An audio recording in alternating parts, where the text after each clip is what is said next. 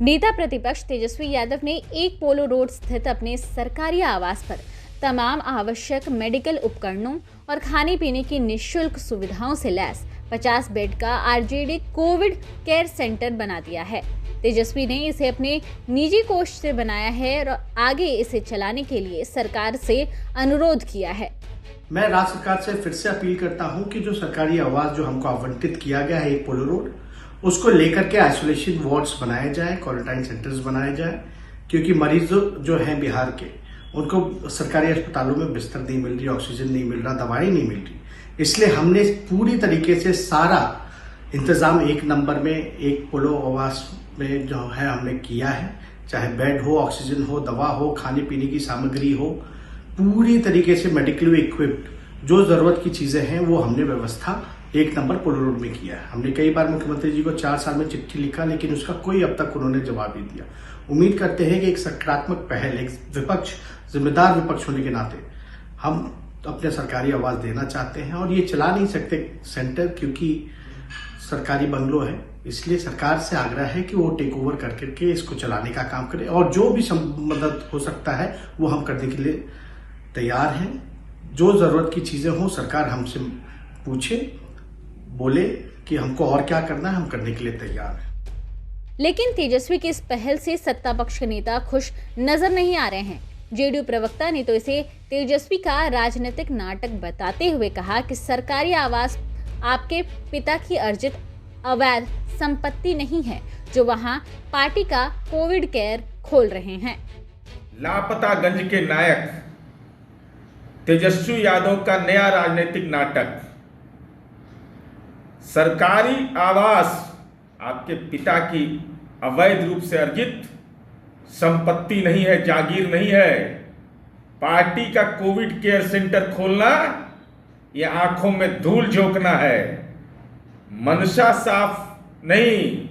अरे आपके दल के अल्पसंख्यक विधायक ने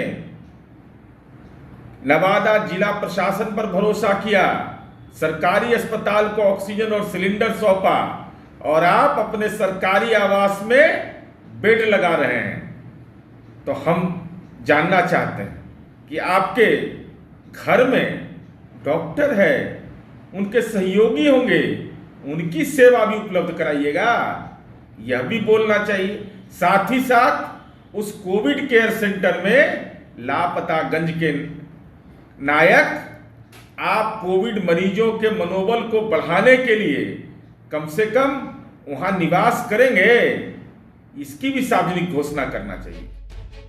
जेडीयू के तंज का जवाब देते हुए आरजेडी प्रवक्ता ने कहा कि तेजस्वी ने रोल मॉडल पेश किया है। जो लोग ज्ञानवीर बन रहे हैं और भौंक रहे हैं, उन्हें भी अपना सरकारी आवास दे देना चाहिए।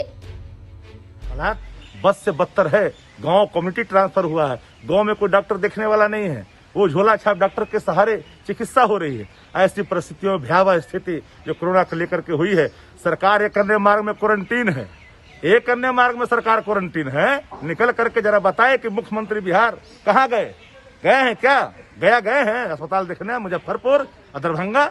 यहाँ बैठे बैठे सिर्फ खाली आला अधिकारियों को निर्देशित कर देने मात्र से ये व्यवस्था नहीं सुधर रही है।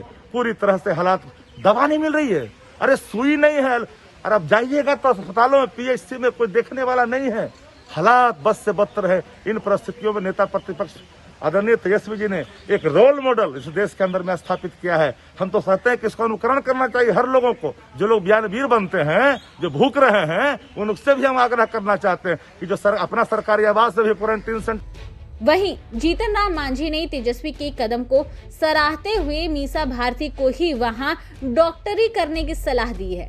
मांझी ने लिखा, अपने सरकारी आवास को मेडिकल वार्ड में तब्दील करने के लिए नेता प्रतिपक्ष तेजस्वी यादव जी को धन्यवाद। आग्रह है कि अब राजनीतिक बातचीत को छोड़ आप वहां चिकित्सकों की भी व्यवस्था सुनिश्चित करें। यदि चिकित्सक ना मिले तो आप परिवार के पीएमसीएच टॉपरों के सहारे भी जन सेवा शुरू कर सकते हैं।